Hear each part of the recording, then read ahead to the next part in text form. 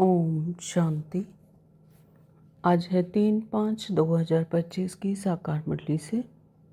देखेंगे बाबा ने आज क्या मेन पॉइंट बताए।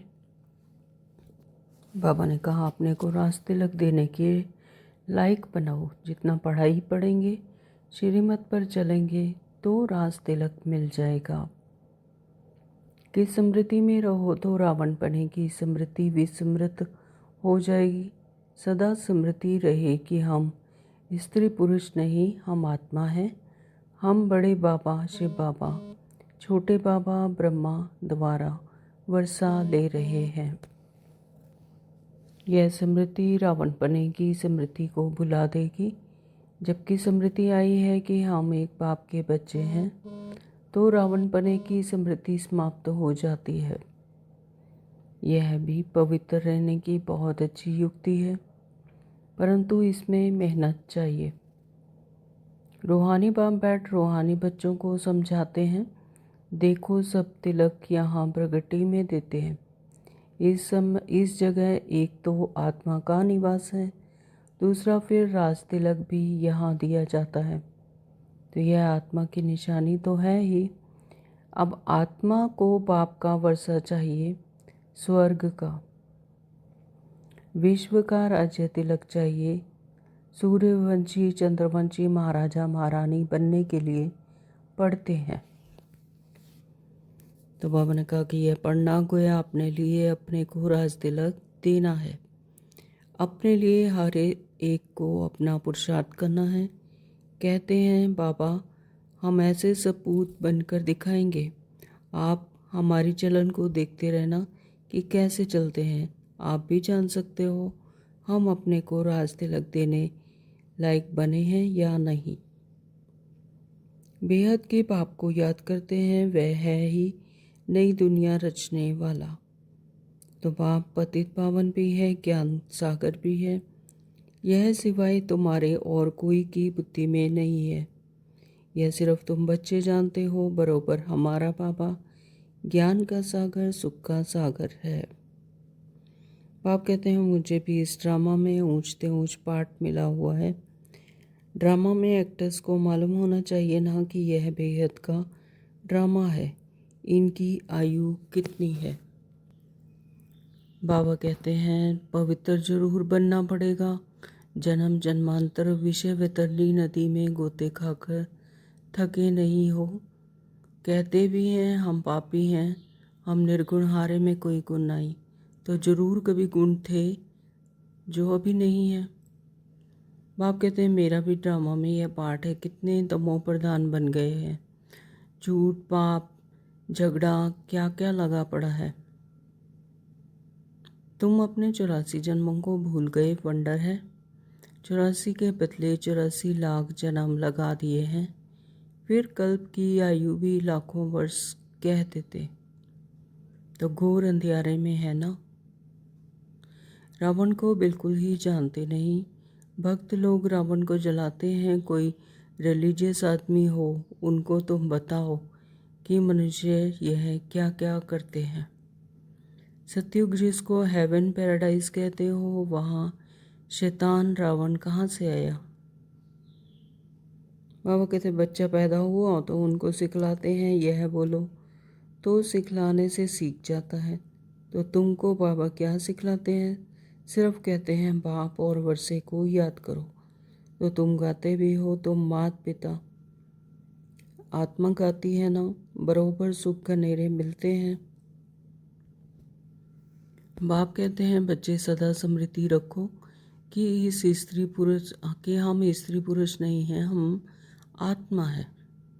हम बड़े बाबा शिव बाबा से छोटे बाबा ब्रह्मा द्वारा वर्षा ले रहे हैं। तो रावण पने की स्मृति विस्मृत हो जाएगी। यह पवित्र रहने की बहुत अच्छी युक्ति है। बाप कहते हैं कम से कम पुरुषार्थ कर 8 घंटा तो याद करो।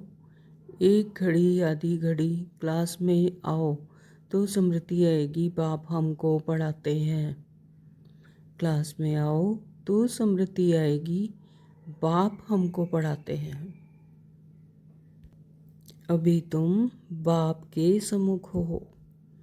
बाप बच्चे बच्चे कह समझाते हैं, तुम बच्चे सुनते हो। बाप कहते हैं हियर नो इवल, यह भी अभी की ही बात है। हम अभी राजयोग सीखते हैं, फिर कोई भी शास्त्र आदि भक्ति का अंश नहीं रहेगा। भक्ति मार्ग में ज्ञान रिंचक मात्र नहीं, ज्ञान मार्ग में फिर भक्ति रिंचक मात्र नहीं। बाप ने सुनाया, बच्चे मैं तुमको कितना साहूकार बनाकर गया था। 5000 वर्ष की बात है। तुम डबल सिरताज थे, पवित्रता का भी ताज था। फिर जब रावण राज्य होता है तब तुम पुजारी बन जाते हो। बाप की याद में रहते हैं, कितनी खुशी में रहते हैं। लक्ष्मी नारायण को देख खुशी होती है। हम यह बनने वाले हैं। तुम यहाँ आए ही हो स्वर्ग के प्रिंस प्रिंसेस बनने। राजयोग है ना, एम ऑब्जेक्ट भी है, पढ़ाने वाला भी बैठा है, फिर इतनी खुशी क्यों नहीं होती है। अंदर में बहुत खुशी होनी चाहिए। धारणा के लिए मुख्य सार में बाबा ने कहा, अपने को राज तिलक देने के लायक बनाना है। सबूत बच्चा बनकर सबूत देना है। चलन बड़ी रॉयल रखनी है। बाप का पूरा पूरा मददगार बनना है। नंबर 2 बाबा ने कहा कि हम स्टूडेंट हैं, भगवान हमें पढ़ा रहे हैं, इस खुशी से पढ़ाई पढ़नी है। कभी भी पुरुषार्थ में दिल शिकस्त नहीं बनना है।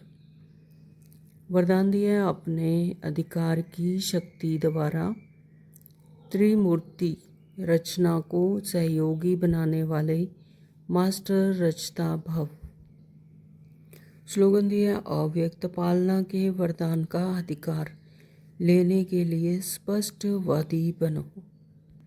ओम शांति। तो शुरू करते हैं आज की साकार मुरली विस्तार से। बाबा कहते हैं, मीठे बच्चे, हाँ जी बाबा, अपने को राज तिलक देने के लायक बनाओ। जितना पढ़ाई पढ़ेंगे, श्रीमत पर चलेंगे तो राज तिलक मिल जाएगा। तो यहाँ पर बाबा अपने आप को ही राज तिलक देने के लायक बनाओ, है ना, ऐसा कह रहे हैं। तो सतयुग में जो राज्य भाग्य मिलना है, तो उसके लिए अपने आप को इतना लायक बनाना कि राज तिलक मिले हर आत्मा को। तो जितना पढ़ाई पढ़ेंगे, श्रीमत पर चलेंगे तो राज तिलक मिल जाएगा। जितना जितना रूहानी पढ़ाई पढ़ेंगे और मुरली के द्वारा बाबा जो हमें ज्ञान देते हैं उसे मिस नहीं करेंगे। क्योंकि मुरली में अगर एक भी मुरली मिस की, एक भी दिन मुरली मिस की, तो कोई इम्पॉर्टेंट पॉइंट या श्रीमत की जैसे जो भी बाबा ज्ञान देते हैं तो वो मिस हो जाएगा, तीव्र पुरुषार्थ के लिए जो ज़रूरी है। तो इसलिए बाबा कहते हैं कि जितना पढ़ाई पढ़ेंगे, जितना श्रीमत पर चलेंगे तो राज तिलक मिल जाएगा। तो जितना जितना जो आत्मा श्रीमत पर चलेगी और रूहानी पढ़ाई पढ़ेगी, जितना पुरुषार्थ करेंगे तो फिर राज तिलक के लायक बन जाएंगे और राज तिलक मिल जाएगा, यानी सतयुग में जाने के लिए तैयार हो जाएंगे। प्रश्न किया है बाबा ने, किस स्मृति में रहो तो रावणपने की स्मृति विस्मृत हो जाएगी।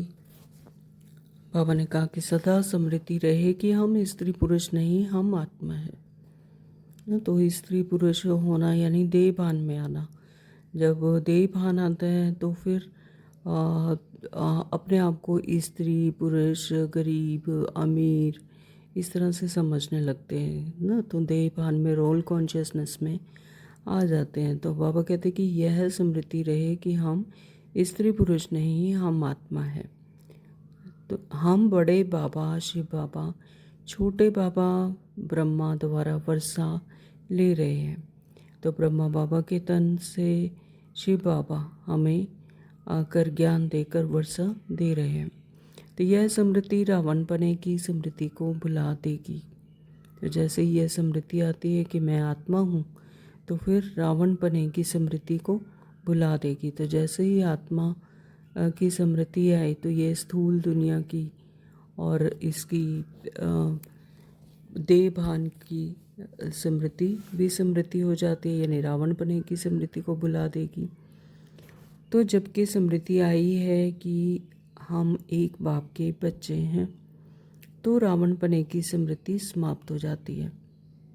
तो जब यह स्मृति आती है कि हम एक ही बाप की संतान हैं, है ना, तो जिसकी स्मृति में ये रहेगा कि मैं आत्मा हूँ, तो जब आत्मा है तो वो हर एक को भी कैसे कौन से रूप में देखेंगी? आत्मा के रूप में देखेगी। फिर तेरा मेरा अच्छा बुरा, तो ये विस्मृति हो जाती है, यानी रावणपने की स्मृति समाप्त हो जाती है। ईर्ष्या, गिला शिकवा, ये सब समाप्त। तो यह भी पवित्र रहने की बहुत अच्छी युक्ति है। तो जितना जितना आत्मिक स्मृति में रहेंगे तो वो मनसा वाचा कर्मणा क्या हो जाएंगे? पवित्र रहेंगे, है ना, श्रेष्ठ बुद्धि। परंतु इसमें मेहनत चाहिए, लेकिन मेहनत ही सारी इसी में है, पर आत्मिक स्मृति में रहना ही मेहनत है। क्योंकि 63 जन्मों से इस देह भान की आदत पड़ी हुई है, तो वो भूलते नहीं कि हम अच्छे बुरे, तेरा मेरा, है ना, स्त्री पुरुष, ये सब भूलता नहीं। तो जब ये स्मृति आ जाए कि हम हैं ही आत्मा, और आत्मा का सत्य स्वरूप सबका एक तरह का है, एक ही जैसा है ना, जो कुछ भी है सब रोल कॉन्शियस में आकर अच्छा बुरा करते हैं या स्त्री पुरुष बनते हैं। तो बाबा कहते हैं लेकिन मेहनत भी इसी में है, अपने आप को यह स्मृति दिलाना कि मैं आत्मा हूँ। गीत दिया बाबा ने तो मैं पाके हमने जहाँ पा लिया, जमी तो जमी आसमां पा लिया। बहुत सुंदर सॉन्ग है। ओम शांति, ओम शांति। बाबा रूहानी बाप बैठ रूहानी बच्चों को समझाते हैं। देखो सब तिलक यहाँ प्रकृति में देते हैं, यहाँ स्थूल दुनिया में भी प्रकृति में माथे पर तिलक देते हैं। तो इस जगह एक तो आत्मा का निवास है, दूसरा फिर राज तिलक भी यहाँ दिया जाता है। तो जो राज तिलक है वो भी यहीं दिया जाता है, और यहाँ पर ही आत्मा का निवास है। तो यह आत्मा की निशानी तो है ही। अब आत्मा को बाप का वर्षा चाहिए, स्वर्ग का, तो विश्व का राज्य तिलक चाहिए। सूर्यवंशी, चंद्रवंशी, महाराजा महारानी बनने के लिए पढ़ते हैं। यह पढ़ना गोया अपने लिए अपने को राज तिलक देना है ना। तो ये जो रूहानी पढ़ाई हम पढ़ते हैं, तो बाबा कहते हैं यही पढ़ाई पढ़ना ही अपने आप को राज तिलक देना है, यानी उस लायक बनना, स्वर्ग में राज्य भाग्य प्राप्त करना और अपने आप को राज तिलक देने लायक बनाना। तुम यहाँ आए ही हो पढ़ने के लिए, आत्मा तो यहाँ निवास करती है। वह कहती है बाबा हम आपसे विश्व का स्वराज्य अवश्य प्राप्त करेंगे। अपने लिए हर एक को अपना पुरुषार्थ करना है। तो यहाँ पर हर एक की अपनी जर्नी है ना, अपना पुरुषार्थ है। कहते हैं बाबा हम ऐसे सपूत बनकर दिखाएंगे। सपूत बच्चे कौन होते हैं? जो श्रीमत पर चलते हैं और राज्य भाग्य लेते हैं, बाबा जैसा कहते हैं वैसा करते हैं और धारणाओं पर चलते हैं। आप अपनी चलन को देखते रहना कि कैसे चलते हैं। आप भी जान सकते हो कि हम अपने को राज तिलक देने लायक बने हैं या नहीं। यह अपने आप से पूछना है, अपनी चलन को देखकर कि हम कैसे चलते हैं। तो बाबा भी जान सकते, आप भी जान सकते हो कि अपने आप का भी पता होता है अपनी स्थिति का कि हम राज तिलक देने लायक बने हैं या नहीं बने हैं। तो तुम बच्चों को बाप का सपूत बनकर दिखाना है। बाबा हम आपका नाम वाला ज़रूर करेंगे। तो बाबा के बच्चे बाबा को कहते हैं कि बाबा हम आपका नाम वाला ज़रूर करेंगे, हम आपके मददगार, सो अपने मददगार बन भारत पर अपना राज्य करेंगे। तो जो बाबा के मददगार बनते हैं तो सो अपने मददगार। तो बाबा भारतवासी कहते हैं ना हमारा राज्य है, परंतु उन विचारों को क्या पता पता नहीं है कि अभी हम विषय वैतरणी नदी में पड़े हैं। तो भारतवासी कहते हैं कि हमारा राज्य है, लेकिन है तो अभी रावण के वश। तो ये विषय वितरणी है, तो विषय वितरणी नदी में पड़े हैं, विषयों में फंसे हुए हैं। तो हम आत्मा का राज्य तो है नहीं, अभी तो आत्मा उल्टी लटकी पड़ी है, खाने को भी नहीं मिलता है। जब ऐसी हालत होती है तब बाबा कहते हैं अब तो हमारे बच्चों को खाने के लिए भी नहीं मिलता है, तो अब हम जाकर इनको राजयोग सिखलाऊं। तो जब आत्माओं की ऐसी हालत हो जाती है कि खाने को भी नहीं मिल रहा, यानी आत्मा बाबा कहते कि उल्टी लटकी पड़ी है, तो जब ऐसी हालत हो जाती है फिर परमात्मा आते हैं और अपने बच्चों के फिर से राजयोग सिखलाने के लिए, श्रीमत देने के लिए, राज तिलक लेने लायक बनाने के लिए फिर आते हैं और फिर राजयोग सिखलाते हैं। तो बाप आते हैं राजयोग सिखाने, बेहद के बाप को याद करते हैं, वह है ही नई दुनिया रचने वाला। तो बेहद का बाप नई दुनिया की ट्रांसफॉर्मेशन करते हैं, रचते हैं। तो बाप पतित पावन भी है, ज्ञान सागर भी है, यह सिवाय तुम्हारे और कोई की बुद्धि में नहीं है। तो यह सिर्फ जो बच्चे ज्ञान लेते हैं, परमात्मा का परिचय लेते हैं और अपना सत्य स्वरूप की स्मृति आती है, तो बाबा कहते हैं सिर्फ उन्हें ही यह पता है कि परमात्मा पिता पतित पावन भी हैं, ज्ञान सागर भी है। यह सिर्फ तुम बच्चे जानते हो बरोबर। हमारा बाबा ज्ञान का सागर, सुख का सागर है। यह महिमा पक्की याद कर लो, भूलो नहीं। बाप की महिमा है ना, तो वह बाप पुनर्जन्म रहित है। कृष्ण की महिमा बिल्कुल न्यारी है। प्राइम मिनिस्टर, प्रेसिडेंट की महिमा तो अलग अलग होती है ना। तो बाप कहते हैं मुझे भी इस ड्रामा में ऊंचते ऊंच पार्ट मिला हुआ है। तो यहाँ पर भी स्थूल दुनिया में जैसे पार्ट मिला हुआ है प्राइम मिनिस्टर, प्रेसिडेंट, तो उनकी महिमा भी अलग अलग होती है, उनका भी ऊंचते ऊंच पार्ट है। तो इसी तरह से बाबा कहते हैं कि मुझे भी इस ड्रामा में ऊंचते ऊंच पार्ट मिला हुआ है, मैं तुम्हें फिर से सतो प्रधान बनाता हूँ। तो ड्रामा में एक्टर्स को मालूम होना चाहिए ना कि यह बेहद का ड्रामा है, इनकी आयु कितनी है। अगर नहीं जानते तो उनको बेसमझ कहेंगे, परंतु यह कोई समझते थोड़ी ही है। बाप आकर कंट्रास्ट बतलाते हैं कि मनुष्य क्या से क्या हो जाते हैं। अभी तुम समझ सकते हो, मनुष्यों को बिल्कुल पता नहीं है कि 84 जन्म कैसे लिए जाते हैं।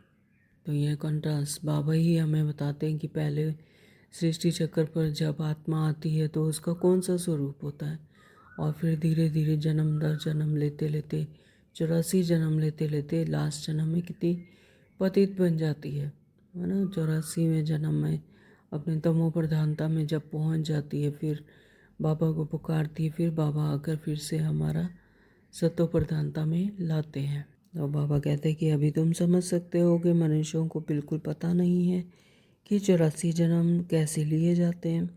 भारत कितना ऊंच था चित्र है नाम। तो सोमनाथ मंदिर में कितना धन लूट कर ले गए, कितना धन था। अभी तुम बच्चे यहाँ बेहद के बाप से मिलने आए हो, तो बच्चे जानते हैं बाबा से राज तिलक श्रीमत पर लेने आए हैं। बाप कहते हैं पवित्र जरूर बनना पड़ेगा। जन्म जन्मांतर विषय वैतरणी नदी में गोते खाकर थके नहीं हो। कहते भी हैं हम पापी हैं, मुझ निर्गुण हारे में कोई गुण नहीं, तो जरूर कोई गुण थे जो अब नहीं है। बाबा क्या कह रहे हैं कि अभी पवित्र जरूर बनना है। तो अपने जन्म जन्मांतर से विषय वैतरणी में विक्रमों में फंसे पड़े हैं, गोते खाकर क्या कहते हैं अभी थके नहीं। कहते हैं ना कि हम पापी हैं, निर्गुण हारे हैं, कोई गुण नहीं, तो यानी कभी ना कभी तो गुण थे, तभी अभी कह रहे हैं कि कोई गुण नहीं। तो अभी तुम समझ गए हो कि हम विश्व के मालिक सर्वगुण संपन्न थे, अभी कोई गुण नहीं रहा है। यह भी बाप समझाते हैं, बच्चों का रचयिता है ही बाप। तो बाप को ही तरस पड़ता है कि सभी बच्चों पर बाप कहते हैं मेरा भी ड्रामा में यह पार्ट है। कितने तमो प्रधान बन गए हैं, झूठ पाप झगड़ा क्या कर लगा पड़ा है। तो सब भारतवर्षी बच्चे भूल गए हैं कि हम कोई समय विश्व के मालिक डबल सिरताज थे। बाप उन्हें स्मृति दिलाते हैं तुम विश्व के मालिक थे, फिर तुम 84 जन्म लेते आए हो, तुम अपने 84 जन्मों को भूल गए हो। वंडर है। 84 के बदले 84 लाख जन्म लगा दिए हैं। फिर कल्प की आयु भी लाखों वर्ष कह देते हैं। घोर अंधियारे में है ना, तो कितनी झूठ है। भारत ही सचखंड था, फिर भारत ही झूठखंड है। तो सतयुग में भारत ही सचखंड था और तमो प्रधानता में अभी कलयुग में झूठखंड बन गया। तो झूठखंड किसने बनाया, सचखंड किसने बनाया? सचखंड बनाते हैं परमात्मा और झूठखंड बनाते हैं रावण यानी विक्रम। तो यह किसको पता नहीं, रावण को बिल्कुल ही जानते नहीं। भक्त लोग रावण को जलाते हैं, तो भक्त लोग रावण को जलाते, लेकिन समझते नहीं कि रावण तो अपने ही अंदर विक्रमों के रूप में बैठा है। उसका पुतला बना बना कर जलाते हैं और खुश होते रहते हैं, लेकिन समझते नहीं। कोई रिलीजियस आदमी हो तो उनको तुम बताओ कि मनुष्य यह क्या क्या करते हैं, तो सतयुग जिसको हेवन पैराडाइज कहते हो, वहाँ शैतान रावण कहाँ से आया, है ना। तो बाबा कहते कि रावण की बात जैसे कहते हैं कि राम और रावण की लड़ाई दिखाते हैं, तो इस तरह से जो स्थूल कथा किस्से कहानियाँ बनी हुई हैं, तो बाबा कहते कि सतयुग जिसको हेवन पैराडाइज कहते हो, फिर वहाँ शैतान रावण कहाँ से आया। तो सतयुग में तो रावण हो ही नहीं सकता, तो हेल के मनुष्य वहाँ हो कैसे सकते हैं। तो समझेंगे यह तो बराबर भूल है। तुम राम राज्य के चित्र पर समझा सकते हो, इसमें रावण कहाँ से आया, है ना। तो है ही राम राज्य, तो फिर वहाँ पर तो विकार है नहीं, तो राम राज्य में रावण कहाँ से आया। तुम समझाते भी हो परंतु समझते नहीं। हाँ, बाबा कहते हैं कि तुम समझाते हो लेकिन अच्छी रीति समझते नहीं। कोई विरला निकलता है, तुम कितने थोड़े हो, सो भी आगे चल देखना है कितने ठहरते हैं। तो बाबा ने समझाया आत्मा की छोटी निशानी भी यहाँ ही दिखाते हैं, बड़ी निशानी है राज तिलक। अभी बाप आया हुआ है, अपने को बड़ा तिलक कैसे देना है ना। तो बाबा ही हमें सिखाते हैं कि अपने आप को तिलक कैसे देना है, श्रीमत देकर और अपनी स्मृति आत्मा कि मैं आत्मा हूँ यह समझ देकर बाबा तिलक देते हैं। तो तुम स्वराज्य कैसे प्राप्त कर सकते हो, वह रास्ता बताते हैं। उसका नाम रख दिया है राजयोग। सिखलाने वाला है बाप। तो हमारी इस रूहानी पढ़ाई का नाम क्या है, राजयोग। तो सिखलाने वाले कौन है, स्वयं परम पिता परमात्मा। तो श्री कृष्ण थोड़े ही बाप हो सकता है। श्री कृष्ण को तो परमात्मा नहीं कहेंगे, क्योंकि वो तो जीवन मरण में आते हैं, शरीरधारी हैं। वह तो बच्चा है, फिर राधे के साथ स्वयंवर होता है, तब एक बच्चा होगा। बाकी श्री कृष्ण को इतनी रानियाँ आदि दे दी हैं, यह तो झूठ है ना, परंतु यह भी ड्रामा में नूंद है। ऐसी बातें फिर भी सुनेंगे। अभी तो हम बच्चों की बुद्धि में है, कैसे हम आत्माएं ऊपर से आती हैं पाठ बजाने, एक शरीर छोड़ दूसरा लेती हैं। तो यह तो बहुत सहज है ना। बच्चा पैदा हुआ, उनको सिखलाते हैं यह बोलो, तो सिखलाने से सीख जाता है। तुमको बाबा क्या सिखलाते हैं, सिर्फ कहते हैं बाप और वर्षे को याद करो। तुम गाते भी हो, तुम माता पिता आत्मा गाती है ना, बराबर सुख गनेरे मिलते हैं। तो माता पिता हम बालक तेरे ऐसे कहते हैं, लेकिन बाबा कहते हैं कि आत्मा गाती है कि ना, आत्मा गाती है ना, बराबर सुख गनेरे मिलते हैं। माता पिता के सानिध्य में सुख गनेरे मिलते हैं। तो तुम बच्चे जानते हो शिव बाबा हमको पढ़ा रहे हैं, यहाँ तुम शिव बाबा के पास आए हो, भागीरथ तो मनुष्य का रथ है ना, तो इसमें परमपिता परमात्मा विराजमान होते हैं। परंतु रथ का नाम क्या है? अभी तुम जानते हो, नाम है ब्रह्मा, क्योंकि ब्रह्मा द्वारा ब्राह्मण रचते हैं ना। तो ब्रह्मा द्वारा ही ब्रह्मा मुख को वंशावली बाबा बनाते हैं, बच्चे अपने बनाते हैं। तो बाबा कहते हैं कि इसलिए इन्हें ब्रह्मा कहा जाता है, क्योंकि वो ब्राह्मण रचते हैं। पहले होते ही हैं ब्राह्मण, चोटी फिर देवता। पहले तो ब्राह्मण चाहिए, इसलिए विराट रूप भी दिखाया है। तुम ब्राह्मण ही फिर देवता बनते हो। बाबा बहुत अच्छी रीति समझाते हैं, फिर भी भूल जाते हैं। तो बाबा हमें रोज़ अच्छी रीति समझाते हैं, लेकिन फिर भी हम बच्चे भूल जाते। बाप कहते हैं बच्चे सदा स्मृति रखो कि हम स्त्री पुरुष नहीं, हम आत्मा हैं। हम बड़े शिव बाबा से छोटे बाबा ब्रह्मा द्वारा वर्षा ले रहे हैं, तो रावणपने की स्मृति विस्मृत हो जाएगी। यह पवित्र रहने की बहुत अच्छी युक्ति है। बाबा के पास बहुत जोड़े आते हैं, दोनों ही कहते हैं बाबा जबकि स्मृति आई है, हम एक बाप के बच्चे हैं, तो फिर रावणपने की स्मृति विस्मृत हो जानी चाहिए। इसमें मेहनत है। तो जब अपने आप को आत्मा समझेंगे, तब फिर रावणपने की स्मृति विस्मृत हो जाएगी। तो रावणपने के जो विकार हैं, जो इस कलयुगी दुनिया की बातें हैं, फिर वो सब विस्मृति हो जाएगी। तो बाबा कहते हैं इसमें मेहनत चाहिए। मेहनत बगैर तो कुछ चल ना सके। हम बाबा के बने हैं, उनको ही याद करते हैं। बाप भी कहते हैं मुझे याद करो तो विक्रम विनाश होंगे। तो जितना जितना परमात्मा के सानिध्य में रहेंगे, परमात्मा को याद करेंगे, तो बाबा कहते हैं अगर परमात्मा को याद करेंगे, मुझे याद करोगे, तो फिर विक्रम विनाश होंगे। 84 जन्मों की कहानी भी बिल्कुल सहज है। बाकी मेहनत है बाप को याद करने में।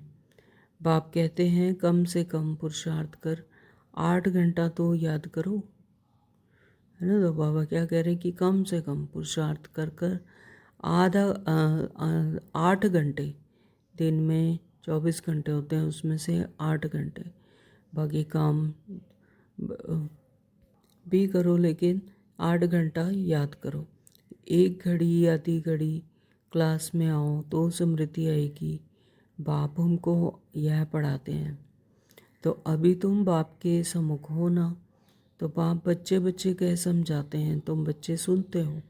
बाप कहते हैं हियर नो इवल, तो यह भी अभी की ही बात है। तो यह तो रावण रचे है, तो यहाँ पर ईविल ही सुनने को मिलता है, ईविल ही देखने को मिलता है ना। तो ईविल ही बातें करते, तो बाबा कहते हैं कि हियर नो इवल, तो इन सबसे उपराम, तो यह भी अभी की ही बात है। अभी तुम बच्चे जानते हो हम ज्ञान का सागर बाप के पास सम्मुख आए हैं। तो ज्ञान सागर बाप तुमको सारी सृष्टि का ज्ञान सुना रहे हैं। फिर कोई उठाए ना उठाए तो वो तो उनके ऊपर है। तो ये अपनी अपनी स्थिति बनाना, ये हर आत्मा का अपना पुरुषार्थ है ना। तो बाबा तो सभी को एक तरह का ही ज्ञान सुना रहे हैं। जैसे कि स्थूल दुनिया में भी होता है कि एक स्कूल में या क्लास में जैसे हर बच्चे को वह एक ही टीचर पढ़ा रहे हैं, लेकिन कोई तो उसमें अच्छे पढ़ लिख कर अच्छे पद पाते हैं, यानी कोई कलेक्टर बन रहा है, तो कोई छोटी मोटी पोस्ट पर आ रहे हैं। तो यह पढ़ते एक ही जैसे, ज्ञान एक ही जैसे उठाए, लेकिन वो अपनी अपनी मेहनत पर है। बाबा कहते हैं कि सृष्टि का ज्ञान सुना रहे हैं परमात्मा, लेकिन फिर को उठाए ना उठाए तो वो उनके ऊपर है। बाप आकर अभी हमको ज्ञान दे रहे हैं, हम अभी राजयोग सीखते हैं। फिर कोई भी शास्त्रादि भक्ति का अंश नहीं रहेगा।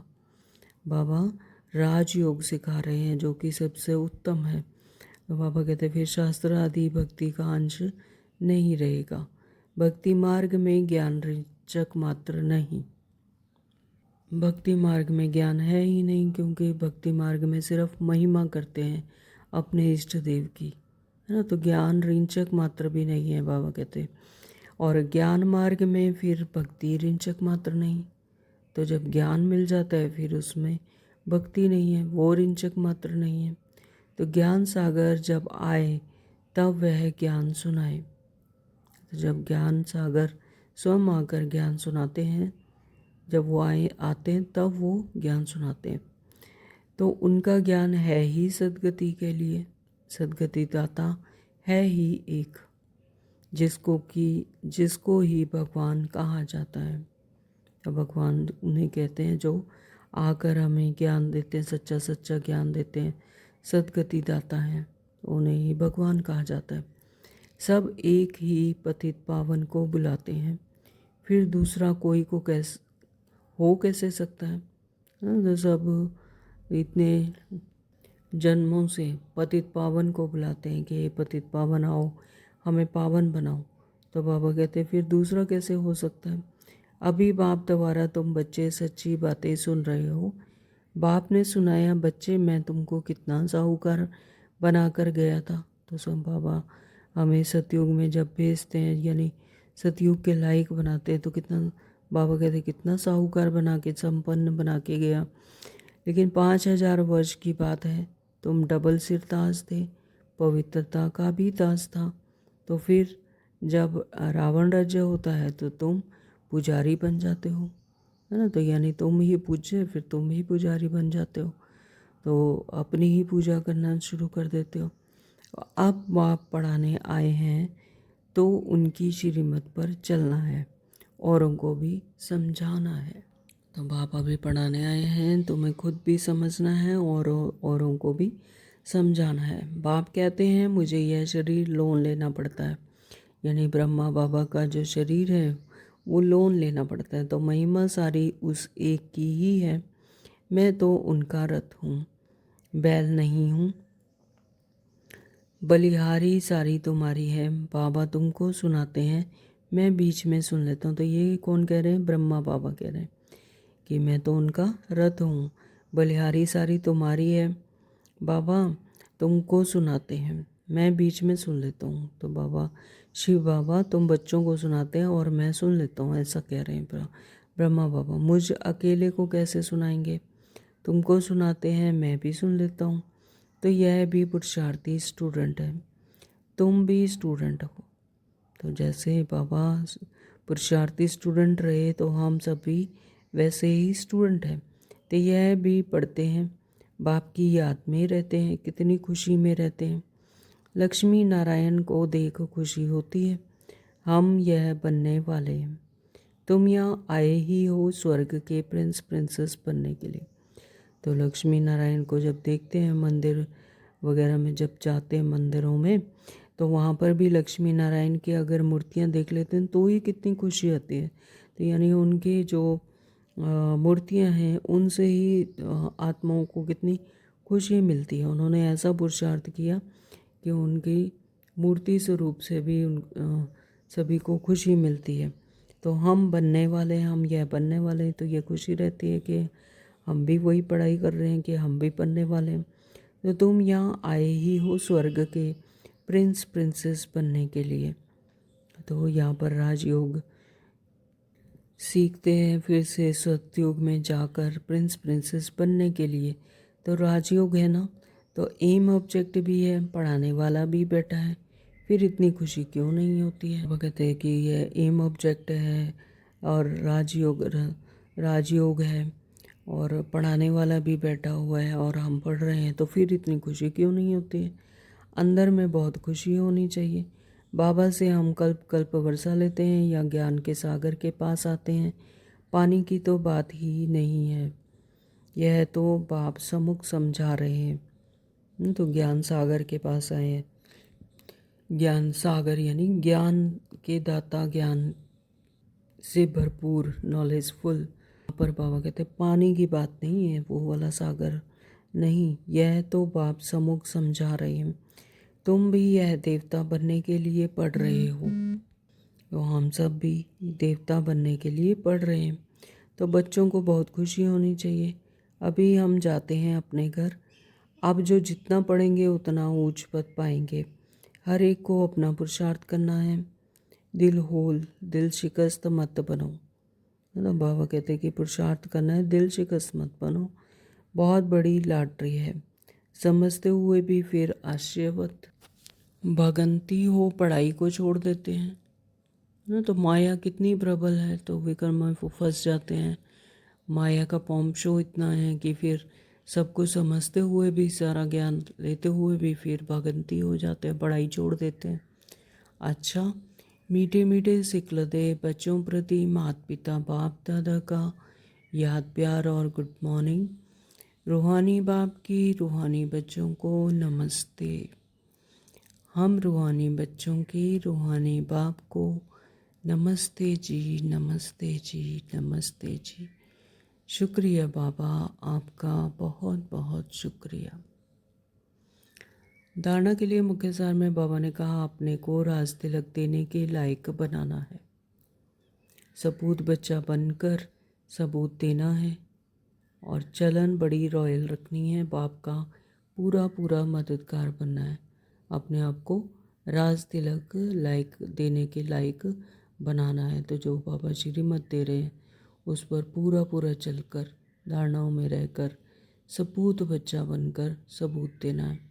स्थूल में भी सपूत बच्चे कौन होते हैं? जो माता पिता के कहने में चलते हैं ना। तो इसी तरह से यहाँ पर परमात्मा जो श्रीमत देते हैं उसे पूरा पूरा उस पर चलना है और धारणाओं में चलना है जो बाबा कहते हैं रोज़। तो उस पर चलकर अपने आप को राज तिलक देने के लायक बनाना है। चलन बड़ी रॉयल रखनी है। तो देवताओं की चलन कैसी होती है? रॉयल। तो ऐसे अपने आप को रॉयल बनाना है, बाप का पूरा पूरा मददगार बनना है। तो हम बच्चों को परमात्मा पिता आकर पढ़ाते हैं तो हमें भी उनका पूरा पूरा मददगार बनना है, यानी उनका राइट हैंड बनना है। नंबर 2, बाबा ने कहा, हम स्टूडेंट हैं, भगवान हमें पढ़ा रहे हैं। कितने भाग्य की बात है कि हम किसके स्टूडेंट हैं? परमात्मा पिता के स्टूडेंट हैं। तो भगवान हमें आकर पढ़ा रहे हैं, तो इस खुशी से पढ़ाई पढ़नी है कि परमात्मा स्वयं हमें राज्य भाग्य देते हैं, मेरा भाग्य बना रहे हैं और हम भगवान से पढ़ते हैं। तो ये कितनी खुशी की बात है। तो इसी खुशी से पढ़ाई पढ़नी है। कभी भी पुरुषार्थ में दिल शिकस्त नहीं बनना है, कभी भी पुरुषार्थ में दिल शिकस्त है नहीं, अपने आप में संशय नहीं लाना, पता नहीं बनते हैं नहीं बनते ना, होगा नहीं होगा। तो इस तरह से दिल शिकस्त नहीं बनना है। वरदान दिया, अपने अधिकार की शक्ति द्वारा त्रिमूर्ति रचना को सहयोगी बनाने वाले मास्टर रचता भव। अपने अधिकार की शक्ति द्वारा, ये हमारा अधिकार है, त्रिमूर्ति रचना को, त्रिमूर्ति रचना क्या है? मन बुद्धि और संस्कार को सहयोगी बनाने वाले मास्टर रचता भव। बाबा ने कहा, त्रिमूर्ति शक्तियाँ मन बुद्धि और संस्कार, यह आप मास्टर रचता की रचना है ना। तो मन बुद्धि और संस्कार, ये 3 शक्तियाँ, त्रिमूर्ति शक्तियाँ, यह आप मास्टर रचता की रचना है। हम सब कौन है? मास्टर रचता। यह हमारी रचना है। इन्हें अपने अधिकार की शक्ति से सहयोगी बनाओ, है ना। तो ये इन पर हमारा अधिकार है, तो अधिकार की शक्ति से सहयोगी बनाओ। जैसे राजा स्वयं कार्य नहीं करता, कराता है, तो करने वाले राज्य कारोबारी अलग होते हैं। तो ऐसे आत्मा भी करावनहार है, करणहार। ये विशेष त्रिमूर्ति शक्ति हैं। कौन? मन बुद्धि और संस्कार। तो मास्टर रचयिता के वरदान को स्मृति में रख, त्रिमूर्ति शक्तियों को और साकार कर्मेंद्रियों को सही रास्ते पर चलाओ। 3 शक्तियाँ कौन सी हैं? मन बुद्धि और संस्कार। मन क्या करता है? संकल्प करता है और बुद्धि विजुअलाइज करती है, यानी विज़न बनाती है। तो जैसे तन को भोजन की आवश्यकता होती है, हेल्दी चीज़ खाते हैं, हेल्दी फूड लेते हैं, तो इसी तरह से मन को भी भोजन की ज़रूरत होती है। मन का भोजन कौन सा होता है? सुख कैसे मिलता है? सुनने से, देखने से, पढ़ने के माध्यम से मन को भोजन मिलता है। तो मन के भोजन कैसा होना चाहिए, हेल्दी और टेस्टी। तो एक होता है हेल्दी और एक होता है टेस्टी फूड, है ना। टेस्टी फूड यानी जो कुछ दिल किया वो खा लिया, और हेल्दी होता है कि जो उसके लिए उसको स्वस्थ रखे। तो इसी तरह से तो यह हमारे ऊपर है कि हम मन को क्या संकल्प देते हैं, पॉजिटिव देते हैं या नेगेटिव देते हैं, तो कौन सा भोजन देते हैं या वेस्ट देते हैं। तो ये तीनों तरह के जो संकल्प हैं ये है मन का भोजन। मान लो कि एक ट्रैफिक आया तो उसमें सभी की मनोदशा एक जैसी नहीं होगी, है ना। तो कोई परेशान हो जाएगा, कोई अपने माइंड की स्थिति पर डिपेंड करता है कि मन की स्थिति कैसे। अगर मन की स्थिति स्ट्रांग है तो वो नॉर्मल रहेगा, लेकिन अगर मन की स्थिति अचल नहीं है, हलचल में है, तो फिर वो परेशान हो जाएगा। इसी तरह से संस्कार, संस्कारात्मक के संस्कार कहाँ कहाँ से आते हैं। एक तो होते हैं संस्कार ओरिजिनल, जो आत्मा का निजी संस्कार है वो क्या है, सुख, शांति, पवित्रता, है ना। अगर हम कहें कि मैं ज्ञान स्वरूप आत्मा हूँ, मैं प्रेम स्वरूप, और ये क्या हमारे ओरिजिनल संस्कार हैं। और प्रीवियस जन्मों के संस्कार, जो संस्कार आते हैं प्रीवियस जन्मों से भी आते हैं। तो जो जैसे जैसे कर्म किए हैं तो उससे वो संस्कार लेकर आत्मा प्रीवियस जन्मों से भी आती है। फिर एक है कि माँ के गर्भ से जो संस्कार लेकर आती है आत्मा, तो माँ से रिलेटेड जो संस्कार गर्भ में बने उस आत्मा के, तो वो संस्कार उसमें इमर्ज होते हैं। एक है कि चारों तरफ से इन्वायरमेंट से जो लेती है, जब जहाँ पर रहते हैं हम, वहाँ से चारों तरफ से जो हमारे सराउंडिंग में लोग होते हैं, वहाँ से इन्वायरमेंट से एक्वायर कर लेती हैं संस्कार, है ना। तो वो भी संस्कार बन जाते हैं। एक है विल पावर से, मनोबल से, यानी अपने आप पुरुषार्थ करके कि कोई विशेष पढ़ाई करते हैं या कोई विशेष विद्या में माहिर हो जाते हैं, तो वो भी संस्कार बन जाते हैं। तो यहाँ पर आत्मा क्या है, राजा, मन, बुद्धि और संस्कार, ये हमारी रचना है। और आत्मा क्या है, मास्टर रचता।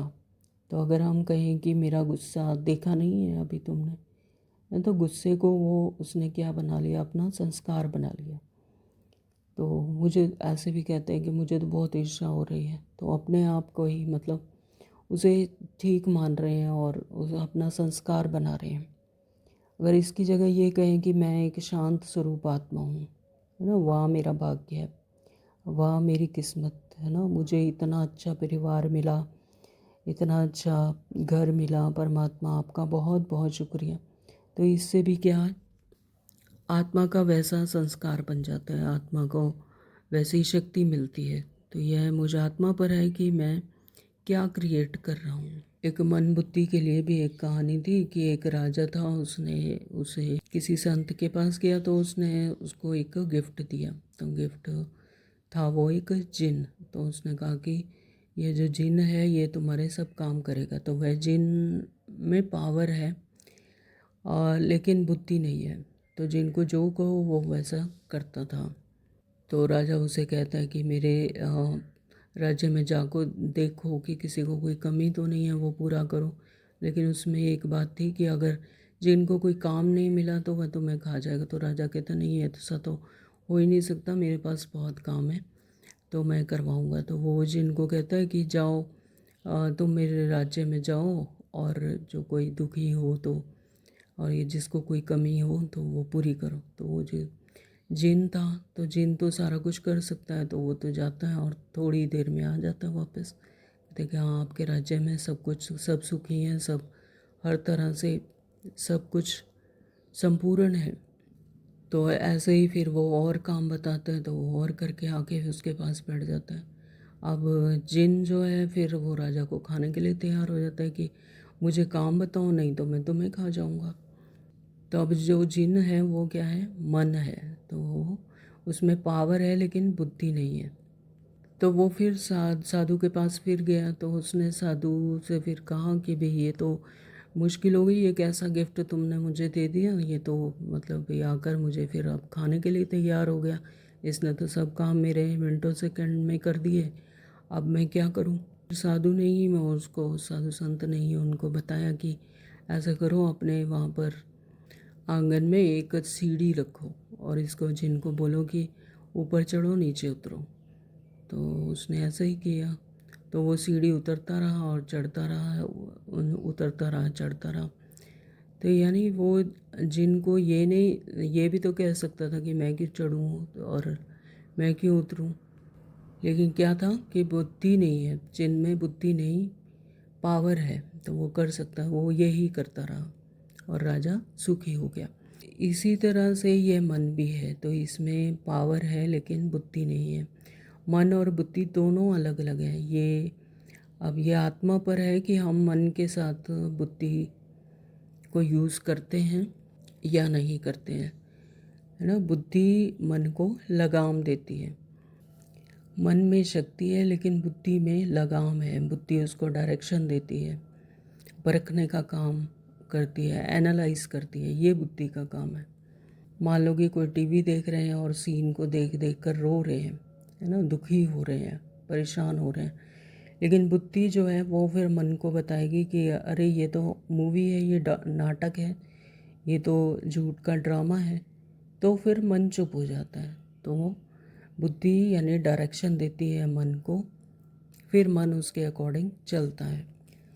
तो इसी तरह से मन को बुद्धि द्वारा यह बताएं कि हे मेरे मन, तुम बहुत खुश हो, सुखी हो, मेरा यह शरीर बिल्कुल स्वस्थ है ना। तो बाकी काम मन का, तो मन तो है ही पवित्र, तो मन तो पावरफुल, तो मन के अंदर सब कुछ है, तो वह उसे खुद जगाएगा।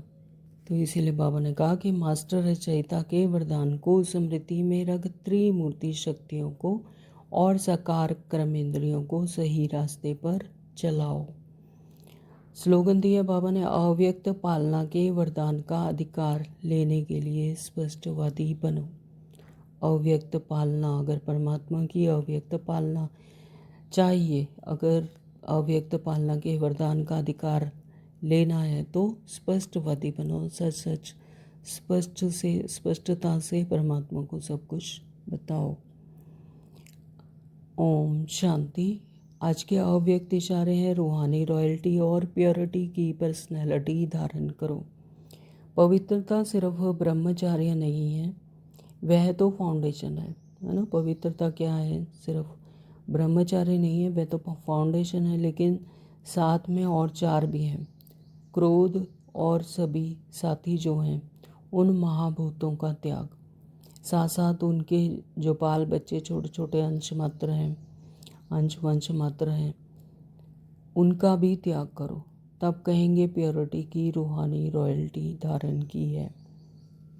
क्रोध के अंश वंश कौन है, ईर्ष्या, द्वेष। क्रोध तो मोटे रूप में है, लेकिन उसके भी अंश मात्र वंश मात्र यानी ईर्ष्या, द्वेष, छोटे छोटे जो उसके बाल बच्चे हैं, बाबा कहते हैं उन महाभूतों का भी त्याग, तब उनको भी त्याग करो, तब कहेंगे प्योरिटी की रूहानी रॉयल्टी धारण की है। ओम शांति। तो आज सारा दिन क्रोध के सभी साथी अंश मात्र और वंश मात्र का भी त्याग करना है और प्योरिटी की रूहानी रॉयल्टी में रहना है। ओम शांति। Thank you Baba.